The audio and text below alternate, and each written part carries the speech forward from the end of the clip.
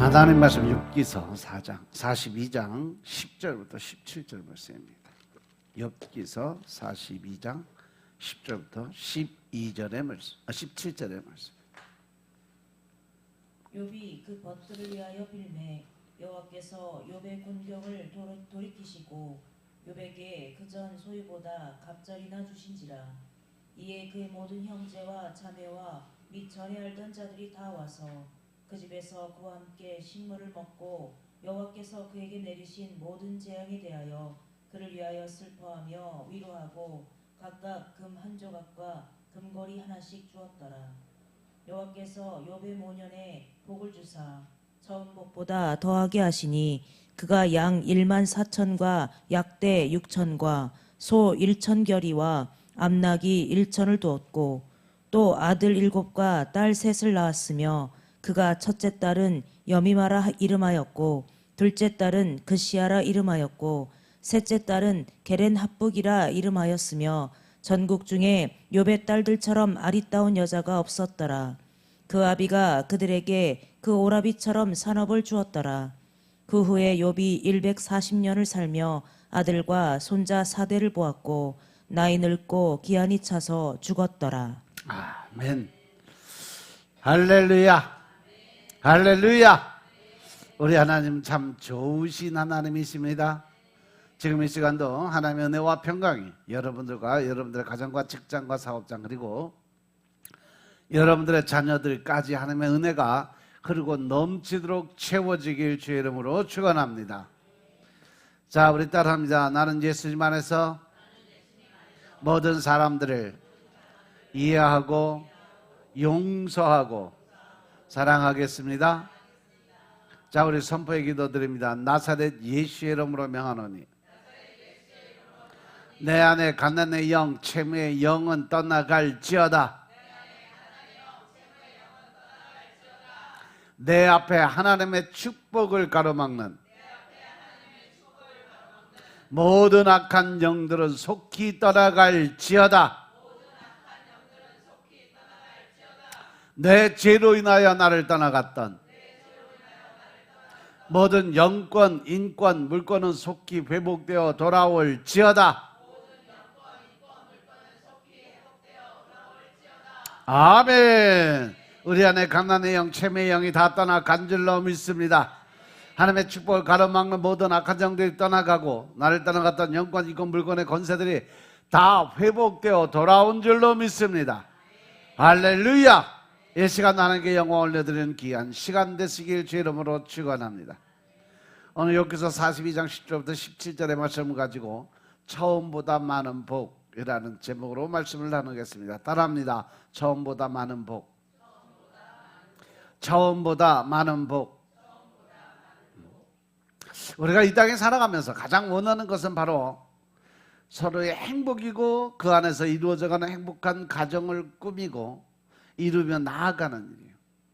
또 교회에 와서 성도들끼리 하나가 되고 화합하고 서로 이해하고 용서하고 사랑하는 그러한 삶을 살아가는 것이 하나님의 뜻을 이루어가는 것임을 깨달으시기 바랍니다.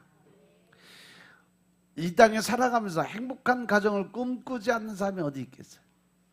초등학교 4학년 어린이들에게 행복을 위해서 가장 필요한 것이 무엇이냐고 물어봤더니 가족이란 단어를 사용한 아이들이 거의 50%가 넘는다 그래요.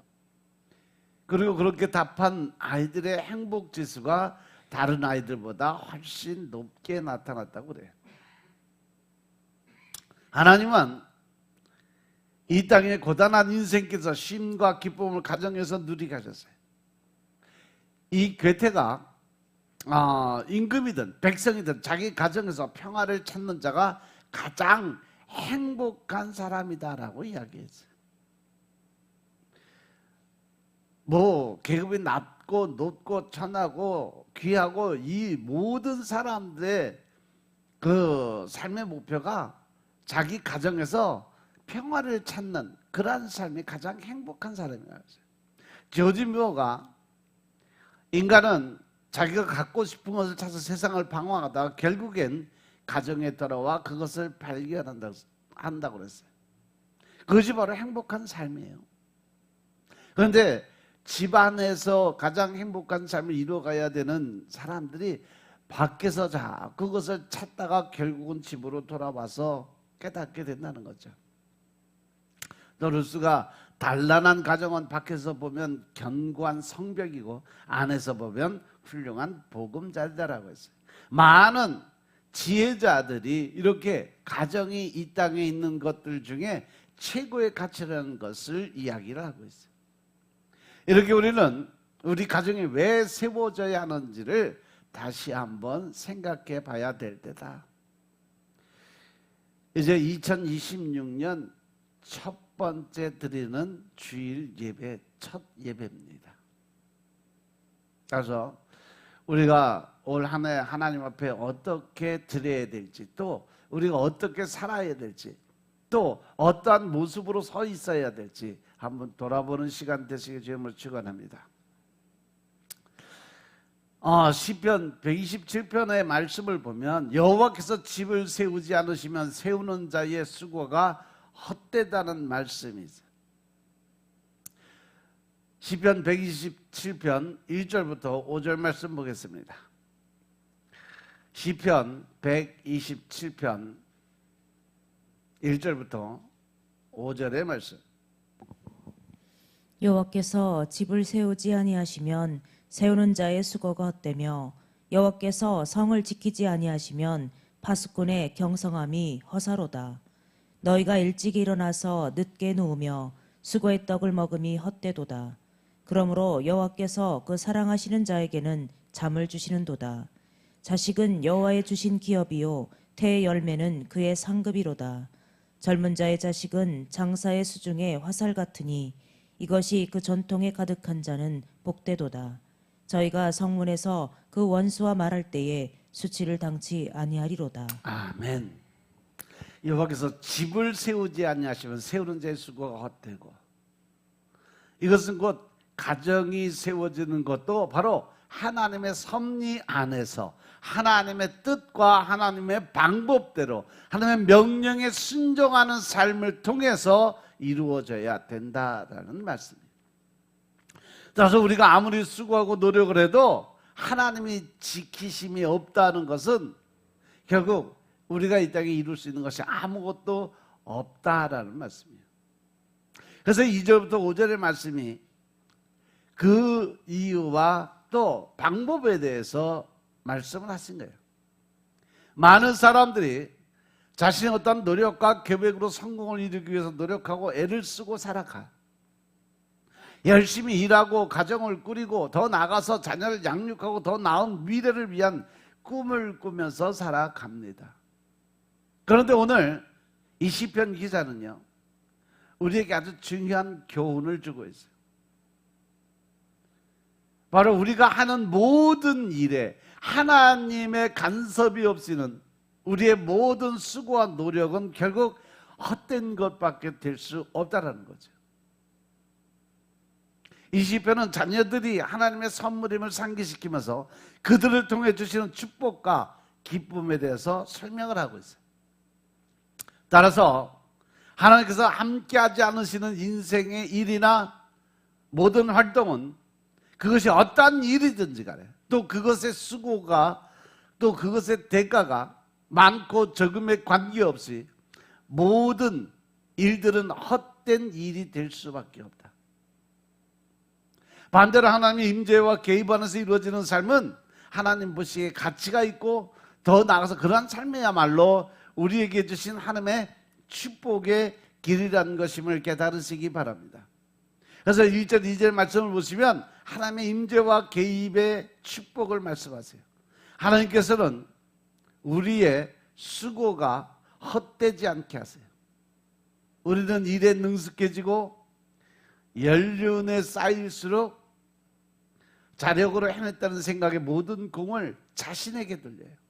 내가 잘나서, 내가 똑똑해서, 내가 능력이 있어서.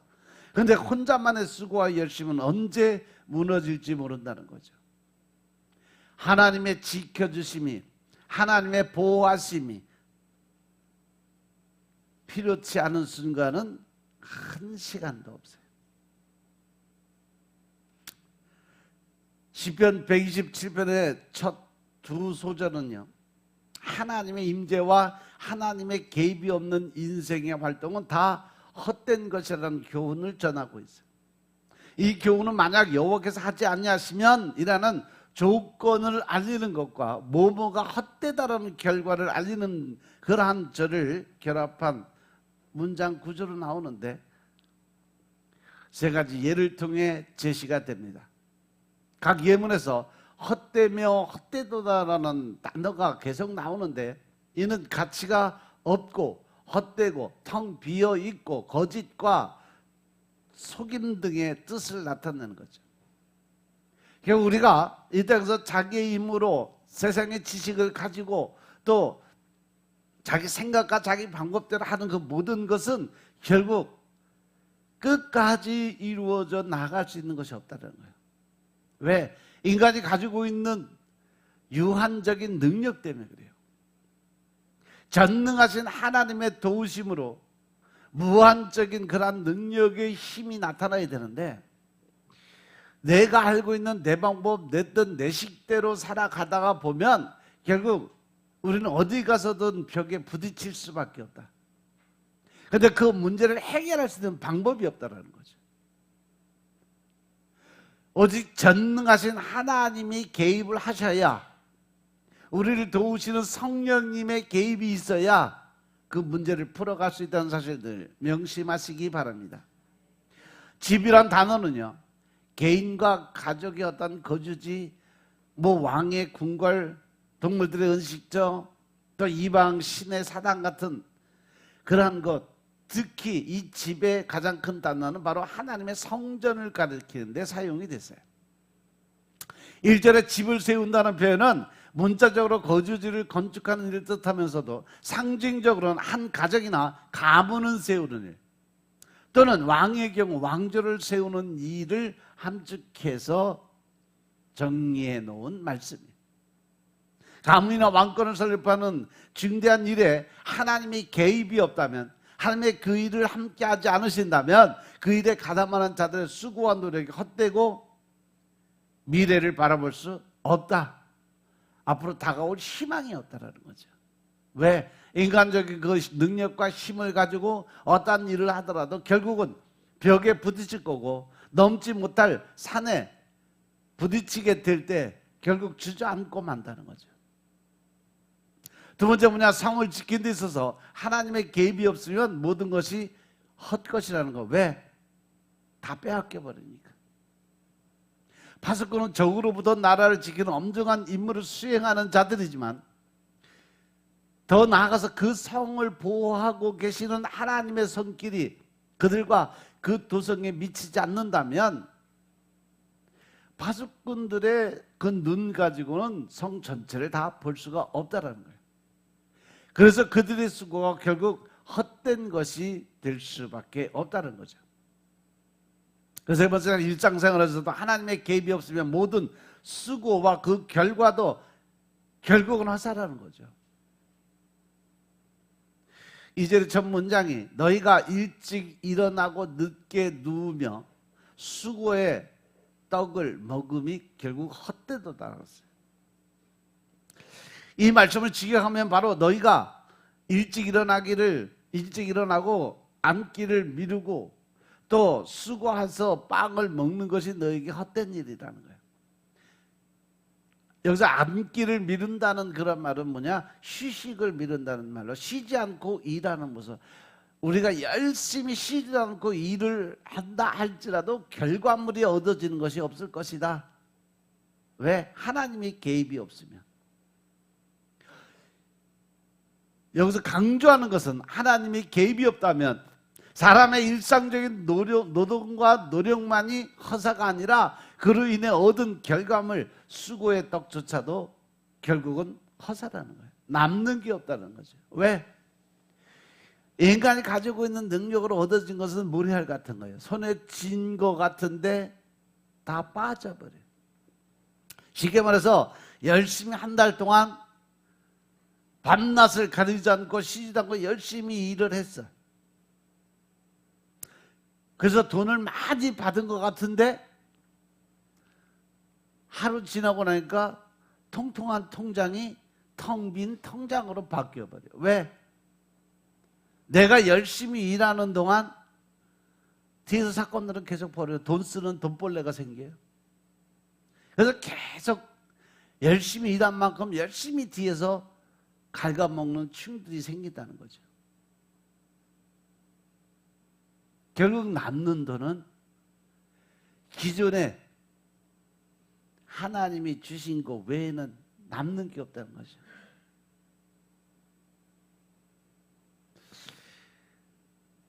이 절에 부가적으로 나온 그러므로 여호와께서 그의 사랑하신 자에게 잠을 주신다는 이 말씀에는 여러 가지 해석이 있는데, 여기서 여호와께서 그의 사랑하시는 자가 잠을 자는 동안에도 복을 주신다는 의미로 해석이 돼요.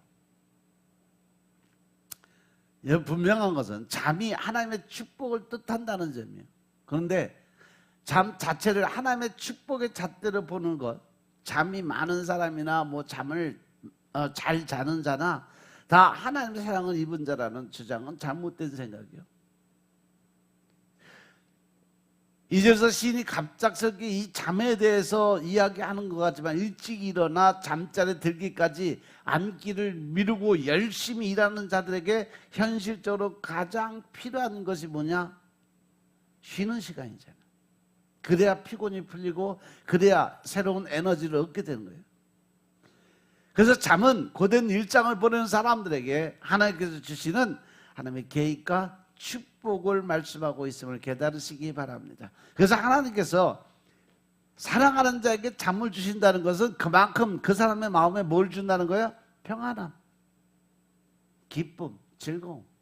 그걸로 인해서 하루에 힘들고 어렵고 이 고통의 육체의 이 고통에 대해서 하나님이 쉬는 그 시간에 푹 자게 만들어서 피로를 풀게 하고 정신을 맑게 하고 내일 다시 그 일을 갈 수 있도록 에너지를 공급해 주는 것을 잠에 비유해서 말씀하신 거지, 게을러 터져서 맨날 잠 띵굴띵굴 굴러가며 잠만 자는 사람한테 사랑하신다는 말씀 하시는 거 아니라는 거 명심하시기 바랍니다. 게으른 사람들이 되게 보면 그래, 자기가 하나님한테 사랑받는 자래. 왜? 그러니까 나는 하나님이 사랑해서 잠을 많이 준대. 그래서 난 맨날 잔대. 굶어 죽는 일이요 그것이. 그리고 3절부터 5절의 말씀을 보니까 자녀의 축복에 관해서 말씀을 하세요. 하나님께서 우리에게 땀 흘려 수고함으로 생을 이어가도록 하셨지만, 하나님이 원하시는 것은 사람들이 노동으로 수고하고 힘들고 어려운 그것을 목적으로 삼은 게 아니에요. 이른 아침부터 늦은 저녁까지 수고해도 잠 못 드는 인생이라면 어디에서 쉼을 얻겠냐는 거죠. 노동의 완성은 안식이라는 거죠. 따라서 하나님께서 아담에게 이제 네가 수고하고 땀을 흘려야, 땅을 파고 그 수고하고 땀을 흘려야 네가 먹고 살 수 있다는 것은 그만큼 열심을 다해서 노력하는 삶을 살아갈 때 너에게 살 길이 열릴 거라는 거죠. 그것을 그냥 뭐 맨날 수고하고 노력하고 고생을 칙살나게 해야 된다 이러한 의미가 아니에요. 네가 살고 먹고 살기 위해서는 네가 먹고 살 수 있는 조건을 만들어 가야 된다. 그것이 노력과 수고라는 거죠. 하나님은 하나님을 의지하면서 수고하는 백성들에게 쉼을 주신다는 거죠. 그래서 3절부터 5절을 보니까 자식들은 여호와의 기업이고 태의 열매고 상급이다.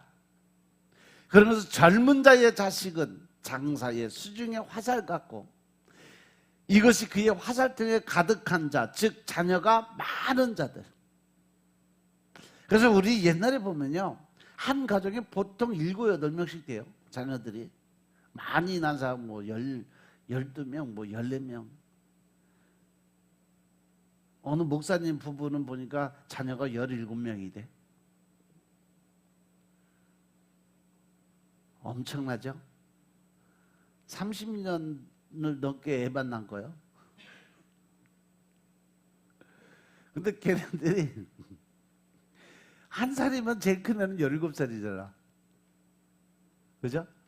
그게 스물 몇 살인데 2살짜리 동생이 있는 거예요. 그 집 사는 거 그 TV에 그때 TV에서 봤는데 그 집 사는 거 보면 빨래가 하루에 세탁기 3개씩 돌아가. 그 정도로 사람 사는 게 아주 복잡해.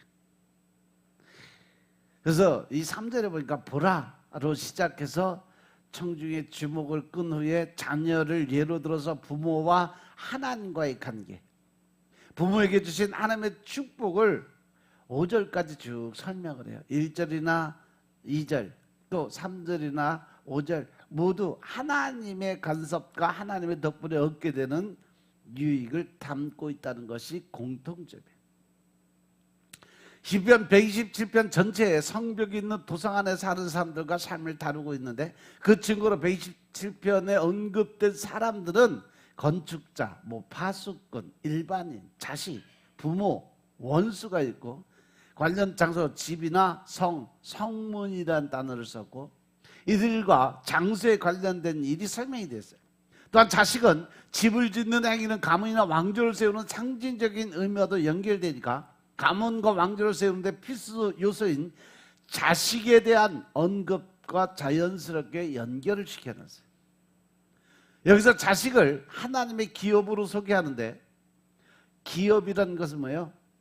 구약시대의 가장 큰 축복은 바로 땅을 얻는 거예요. 그 기업은 그 땅을 의미합니다. 이스라엘에게 땅은 가나안 땅이고 하나님께서 아브라함에게 약속하신 언약을 통해 받은 산물이 바로 가나안 땅의 역사예요. 이 기업은 각 지파에 따라 분배되고 각 지파의 각 가정은 분배받은 땅을 후손에게 유산으로 물려주면서 대대로 삶의 터전으로 삼을 수 있었다는 거죠.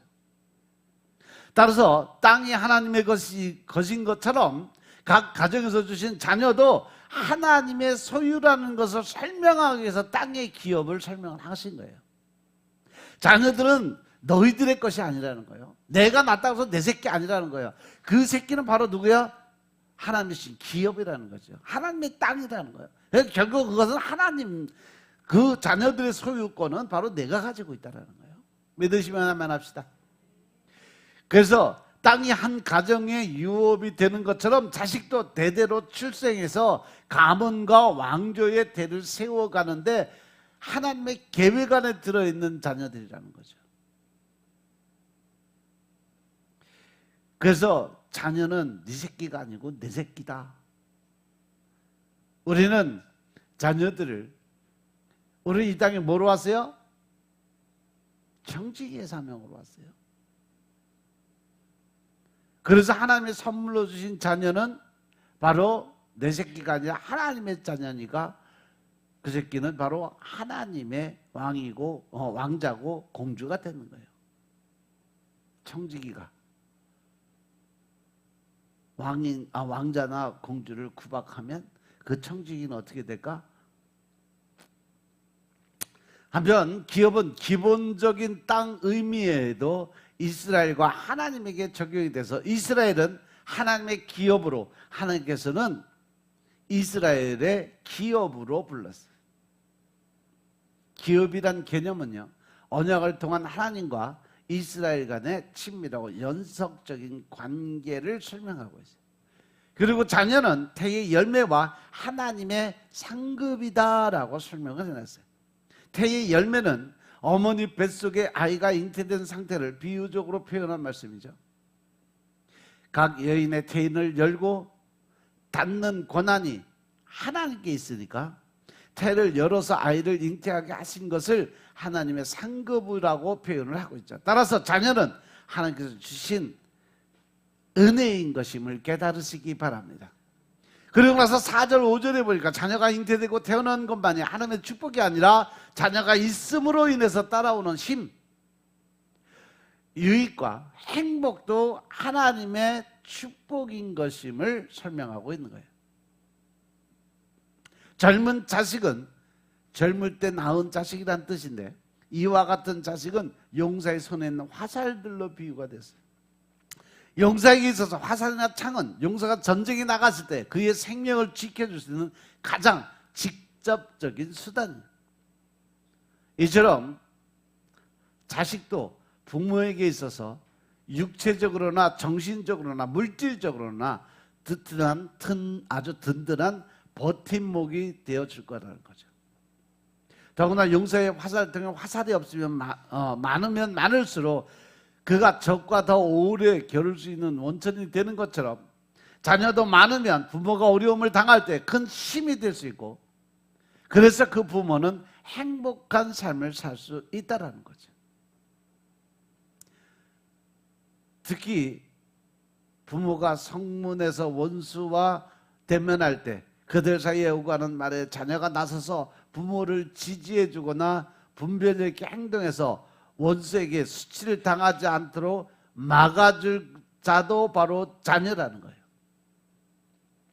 이스라엘의 성문은 마을의 경제 활동이나 작고 큰 소송을 해결하기 위한 재판이 진행되는 곳이 바로 이스라엘의 성문이에요. 그래서 모든 이 옳고 그름을 판단하고 결정하는 것을 바로 많은 사람들이 모이는 그 성문 앞에서 모든 사람들이 보는 데서 재판을 하게 돼 있어요. 이것이 자녀의 진가가 부모의 삶에 나타나는 모습은 하나님과 함께하고 수고하는 자에게 하나님께서 참으로 평안케 하시는 것처럼 자녀와 부모의 삶에 하나님의 계획과 축복이 계속 이어지고 있음을 설명하고 있는 거죠. 지금 이 힘든 시대에 노동의 강도는 점점 강해지고 쉴 수 있는 자유는 점점 박탈되어 가고 있어요. 우리의 모든 수고와 노동의 버거움을 아시는 하나님은 그럴수록 하나님을 의지하고 하나님께 맡겨야 된다는 것을 알려주시는 거죠. 하나님의 도우심 없이 세울 수 있는 것은 아무것도 없다라는 거예요. 하나님의 도우시지 않으면 이루어 갈 수 있는 것도 아무것도 없다라는 거예요.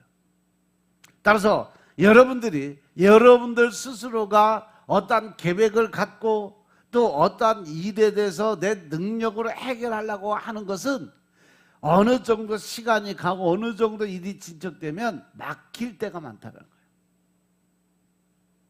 모든 사업을 하는 것도 사업의 구상도 내 때에 내 방법대로 내 식대로 하다 보면 결국 이룰 수 있는 게 아무것도 없다는 거죠. 오직 하나님의 말씀을 의지하고 하나님의 명령에 순종하고 하나님의 방법대로 나갔을 때에 그 문제를 풀어갈 수 있는 능력을 가진 분은 오직 하나님밖에 없다. 따라서 우리가 하나님을 의지하지 않고 내 식과 내 방법 내 뜻대로 가다 보면 결국 우리는 좌절하고 넘어지고 자빠질 수밖에 없다는 거죠. 믿으시면 아멘 합시다. 이제 본문으로 들어가서 오늘 살펴보는 욥의 가정이 바로 그렇게 하나님이 세워주신 가정이었다는 거죠. 그러나 우리들이 흔히 알고 있기를 욥은 고난의 대명사로 알고 있어요. 욥의 가정에도 한때 위기가 있었고 다시는 일어서지 못할 만큼 완전히 무너진 때도 있었어요. 그런데 다행하게 오늘 본문의 말씀이 욥기서의 제일 마지막 장 42장, 모든 고난이 끝난 뒤에 그 가정에 찾아온 축복을 우리에게 보여주시는 하나님의 모습이에요. 근심에 눌려서 어찌할 줄 모르고 하나님만 바라보는 우리에게 주신 하나님의 위로고 축복의 말씀인 것임을 깨달으시기 바랍니다. 오늘 말씀에서 먼저 생각해 볼 점은 누구에게나 고난의 때가 반드시 찾아온다는 거예요. 하나님을 경외하며 믿음 안에서 잘 살던 사람들에게도 고난은 반드시 찾아오게 되어 있다. 구약 성경 중에 욥기서는 주인공인 욥의 이름을 따서 붙인 건데, 욥이란 이름은 미워하다에서 파생된 것을 본다면 미움을 받는 자고, 아랍어로 회개하다에서 파생된 것을 본다면 회개하는 그러한 사람이다라는 거예요. 욥기서의 배경이 북부 아라비아이기 때문에 아랍어 원설이 더 적합한 그러한 의미를 가지고 있는데, 결국은 욥이란 사람은 회개하는 사람이었다라는 거죠. 그런데 욥기서를 기록한 사람은 누군지 뚜렷한 단서는 없어요. 그런데 이 모든 실생활에 대해서 세밀하게 세세하게 기록한 점을 보면 그리고 욥이 역사적으로 실질적인 인물인 것을 감안할 때 욥 자신이 이 책을 기록했다고 보는 것이 가장 바람직하다고 볼 수 있어요. 특히 이 동방의 의인이라는 단어 안에는 마지막 이 하나님의 말씀 이사야서에 나와 있는 이 동방의 독수리의 의미를 깨닫게 되면 이 욥이 바로 이쪽 셈의 이 후세 쪽으로 넘어오는 그러한 사람이 아니었나라는 설명을 하는 사람들도 있어요. 동방의 제일 끝쪽 바로 이 한국 땅 백두산의 전기를 가지고 태어난 사람, 그래서 이 동방의 의인이라는 사람이 바로 그러한 사람이었지 않았을까. 그리고 욥기서의 머릿말과 끝맺는 말에 욥이 살았던 시대가 족장 시대였다는 것을 명백하게 뒷받침해주는 증거들이 많이 기록이 되어 있어요. 욥이 제사장 없이 개인적인 제사를 드렸던 점이고, 그가 200세까지 장수했다는 것, 게시다가 야곱 시대의 화폐 다녔다는 점으로 미뤄봐서 족장 시대에 기록된 것이라고 할 수 있다. 기록 장소는 어디인지 모르고 어떤 특별한 백성들을 위해서 기록한 것이 아니라 세상의 모든 사람을 대상으로 기록을 했다고 볼 수가 있다는 거죠. 그래서 욥기서의 핵심은 바로 인내와 고통, 더 나아가서 하나님의 절대 주권을 인정하는 거죠. 견디기 어려운 고통과 시련에도 불구하고 욥은 끝까지 하나님에 대한 신앙을 저버리지 않았고 끝까지 지켰다는 거예요. 따라서 고난은 결코 하나님께 버림받은 표시가 아니고 그것은 하나님의 섭리에 따라 주어지는 것이라는 거죠.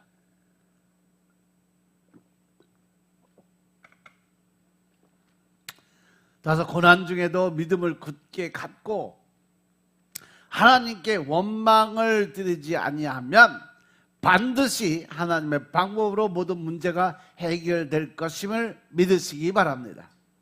그래서 욥기 1장에 보면 욥은 보통 사람이 가질 수 있는 가장 완전한 것을 다 가졌던 사람이에요. 많은 자산가에 존경받은 인격에 하나님께 인정을 받은 믿음의 의인이었어요. 이 땅에 살아갈 수 있는 하나님이 가장 좋아하는 조건을 다 갖춘, 그래서 그 하나님께서 그에게 한없는 축복을 쏟아부어서 부족함이 없는 사람, 10 자녀를 믿음으로 키우고 단란하고 행복한 가정을 꾸리고 가장 행복하게 살았던 사람. 여기서 먼저 욥이 이 축복을 받기 위해서 욥의 시험 배경을 중심으로 말씀을 드리면 이 욥기서 1장 2장을 보면 이 땅에서 일어나는 일과 하늘에서 일어나는 일을 계속 반복적으로 보여줘요. 그죠? 지상의 장면과 천상의 장면이 교차를 하죠.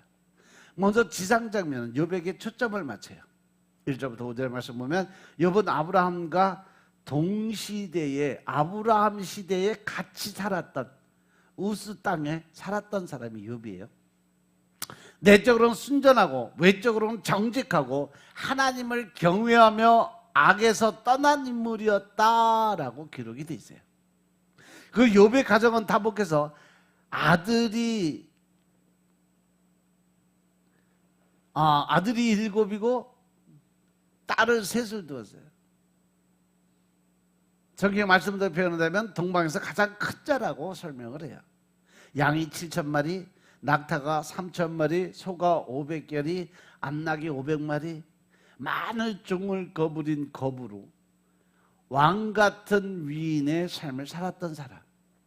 그의 자녀들은 우애가 깊어서 생일마다 함께 모여서 식사를 했다라고 기록이 되어 있어요.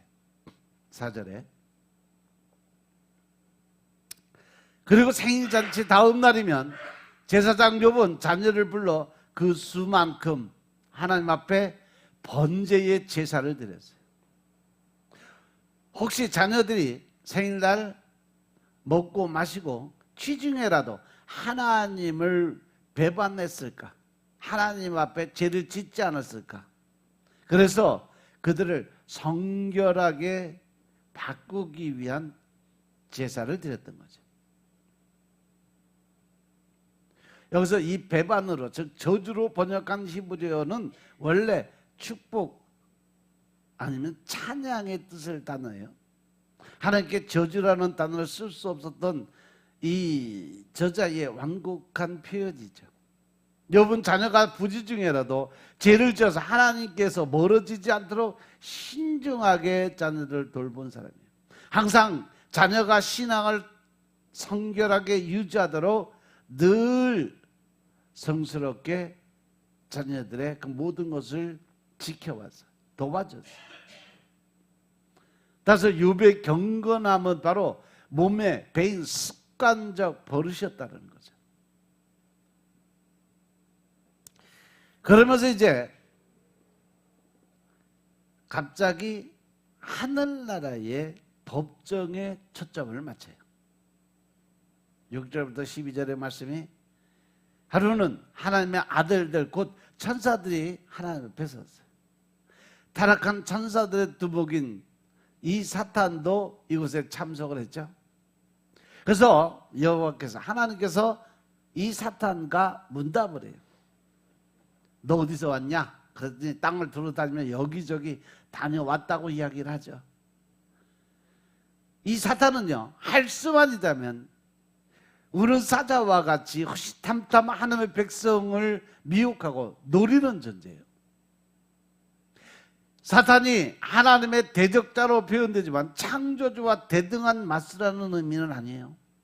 사탄도 피조물이고 이 창조주 하나님의 통제와 허락을 받아야만 활동할 수 있는 존재라는 거죠.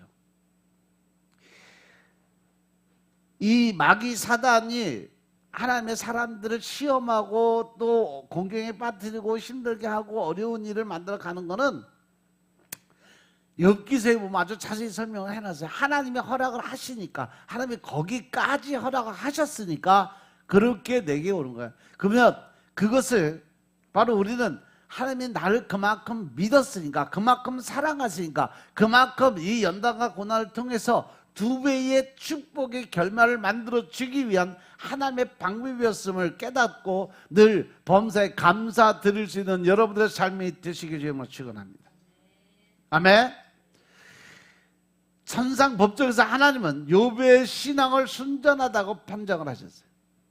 그와 같이 순전하고 정직하게 하나님을 경외하며 악에서 떠난 자가 세상에 없다. 이 욥기서 1장 2장에 5번 반복한 순전이라는 단어는요, 완벽이 아닌 순수함을 뜻해요. 그러니까 사탄은 즉각 반발을 하죠. 욥이 어째서 까닭없이 하나님을 좋아할 수 있겠냐? 그와 집과 그 모든 소유물을 산울로 이렇게 하나님이 다 이렇게 울타리 쳐서 보호하고 계시니까 그가 복을 받았기 때문에 하나님을 믿는 조건부 신앙이 되니까 좋은 조건이 사라지면 반드시 하나님을 배반할 거라고 참설을 하죠. 하나님을 복받기 위한 수단으로 이용하는 아주 불순한 신앙인이 바로 욥이란 사람의 실체다라고 이간질을 하는 거예요. 그러니까 하나님은 욥의 순전함을 검증하도록 허락을 합니다. 내가 그의 소유물 다 내 손에 맡기니까 오직 그의 몸에 내 손을 대지 마라. 그리고 사단은 천상 법정에서 물론 내려가서 다시 지상으로 내려오죠. 사탄은 단 하루 만에 욥의 모든 소유물을 강탈하는 게 13절부터 19절의 말씀이에요. 욥의 종들이 갑자기 닥친 재앙을 숨돌릴 틈도 없이 보고를 하기 시작을 하죠. 첫 번째 수은 스바 사람이 스케에서 소떼와 나귀떼를 약탈하고 종들을 다 죽였다고 보고를 하는데 1차 보고가 끝나기도 전에 다른 종이 들어와서 하나님의 불이 하늘에서 내려와 양떼와 종을 다 불태웠다고 이야기를 해요. 2차 보고를 하는 중에 또 다른 종이 헐레벌떡 뛰어 들어와요. 갈대아 사람이 침략해서 낙타를 빼앗고 종들을 도륙했다고 이야기를 해요.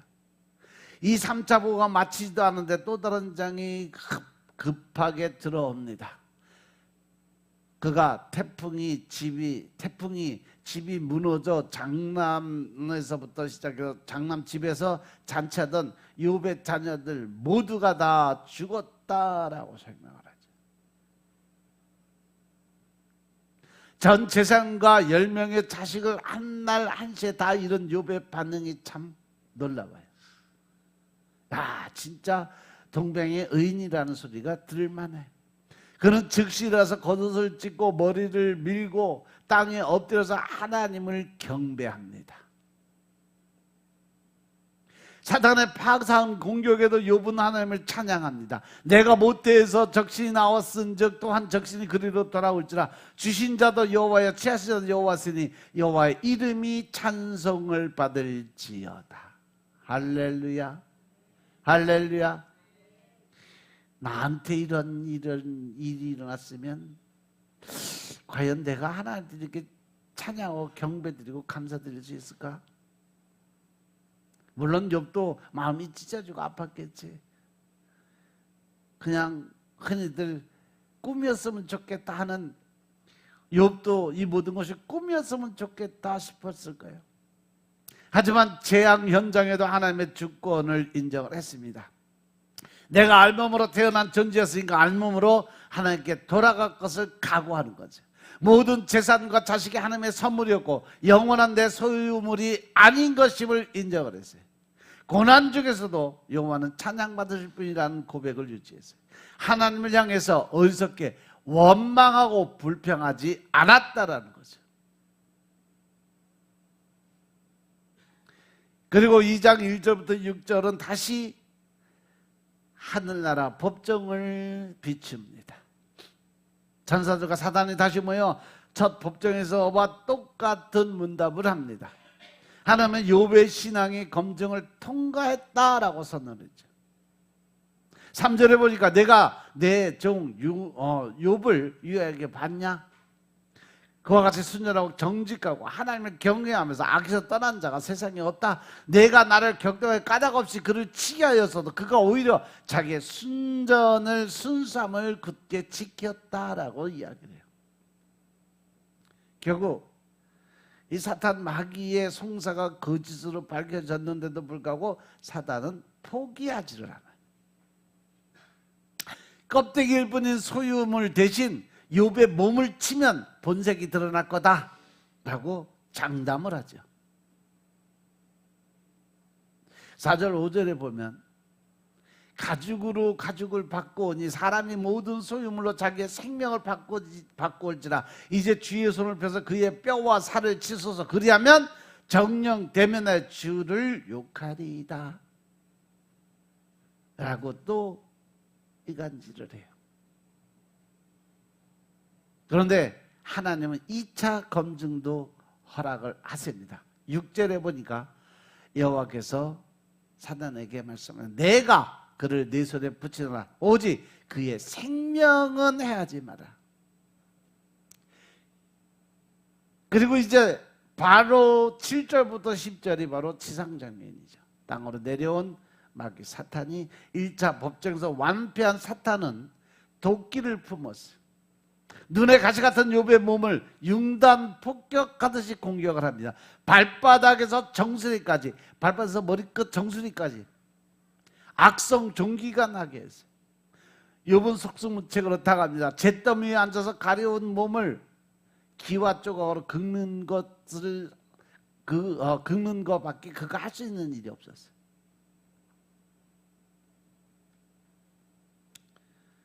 그랬더니 여기에 또 다른 적수가 나타나 바로 아내죠. 이것을 지켜보던 아내의 마음에 천불이 올라와 우라통이 터져. 그래서 남편에게 악담을 퍼붓습니다. 당신이 그래도 자기의 순전을 지키겠냐? 하나님을 욕하고 차라리 죽어라. 이 말씀을 잘못 해석해서 욥의 아내가 소크라테스 마누라처럼 되는 것처럼 설명하는 데가 전혀 아니에요. 그 안에는 남편의 고통, 아픔, 또 그의 마음의 헤아림을 들어서 차라리 하나님께 저주받아 죽는 게 당신이 더 편하지 않겠냐 이 말을 한 거예요. 예, 물론 그 자리를 떠나긴 했죠. 나중에 오늘 본문을 보면 그 아내까지 같은 복을 받게 되어 있다는 것, 받고 있다는 거죠. 신실한 신앙인으로 살던 남편이 엄청난 재앙을 겪으니까 하나님께 뒤통수 맞은 기분이에요. 자식도 다 잃고 재산도 잃고 모든 사회 희망도 잃어버린 그 순간 만신창이 상태로 여생을 보내려니까 두려워졌겠죠. 하나님을 저주해서라도 고통만 남은 인생을 끝내는 것이 좋겠다라고 생각을 했던 거예요. 결국 그 남편이 미워서 떠난 게 아니라 그 남편의 고통을 바라볼 힘과 용기가 없으니까 그 남편을 위해서 애정의 표현을 한 것입니다. 욥은 아내와 똑같은 재앙을 겪었고 지독한 병까지 얻었어요. 그런데 이제 돕는 배필인 아내의 공격까지 받아요. 그녀가 내뱉은 악담은 사단의 비수와 같다. 하나님을 욕하게 하려는 사단의 계획을 그가 앞에서 끌어간 그러한 형상으로 바뀌었으니까. 그런데 기습 공격을 받고서도 욥은 입술로 범죄치 아니하였다라고 설명해요. 10절에 보니까 그대의 말이 어리석은 여자 중에 하나의 말 같도다. 우리가 하나님께 복을 받았으니 재앙도 받지 아니하겠냐라고 이야기해요. 연속되는 재앙은 성도의 마음과 생각을 무너뜨려요. 우리에게도 똑같은 조건이 온다면 아마 우리도 똑같이 하나님에 대해서 원망과 불평을 먼저 쏟아놓지 않을까요? 왜 하필이면 나에게 이러한 일이 일어났을까? 하나님을 불의한 분처럼 느끼게 생각을 합니다. 그러나 욥은 머리부터 발끝까지 상한 곳이 없어도 마음과 생각을 다스렸다는 거죠. 성경은 이러한 신앙을 칭송하죠. 노하기를 더디하는 자는 용사보다 낫고 자기 마음을 다스리는 자는 성을 빼앗는 자보다 나으리라. 잠언 16장 32절의 말씀이에요. 말씀을 읽는 우리들은 천상 법정 사건을 알지만 욥은 하나도 모른 채 시련을 당하고 있는 중이에요. 하나님께서 사단의 도발에 넘어가신 탓인가? 아니죠. 욥의 신앙을 먼저 인정하시니까 오히려 하나님이 사단을 도발하고 있다는 사실 깨달으시기 바랍니다. 왜냐? 하늘이 땅보다 높은 것처럼 하나님의 생각은 우리의 생각보다 높다라고 이사야서 55장 9절의 말씀이 기록해 있어요. 창조주의 오묘한 뜻을 피조물이 다 헤아릴 수는 없다라는 거예요. 이 사건이 죄 없이 고난받는 하나님의 종, 사단의 송사를 무력한 종을 구속사에 예표했다는 것만큼은 분명해요. 그 종을 공격하는 대적자, 사단의 파괴적인 속성도 함께 이것으로 폭로하고 계심을 깨달으시기 바랍니다. 그 결과 지금까지 이 온 세상의 교회는 늘 고난의 종 메시아를 기억하고 사악한 대적자 마귀 사단을 경계할 수 있는 조건을 바로 이 욥기서에서 만드신 거예요.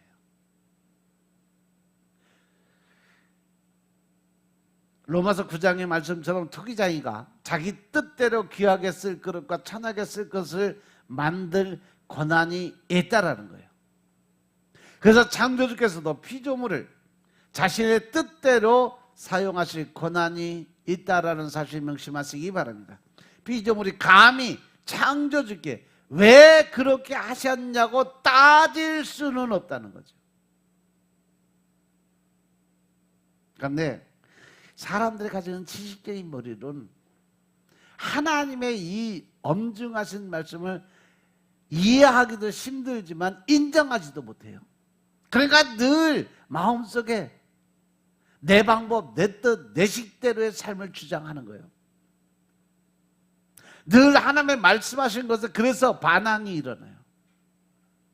내 마음에 안 맞으면, 내 생각과 틀리면, 내 뜻이 아니면 하나님 앞에 당당하게 해요. 하나님 나 그거 못해요. 안 할래요. 바로 그것이 내 방법, 내 뜻, 내 식대로의 삶을 주장하는 거예요. 그런데 그것이 결코 좋은 일은 될 수 없다라는 거죠.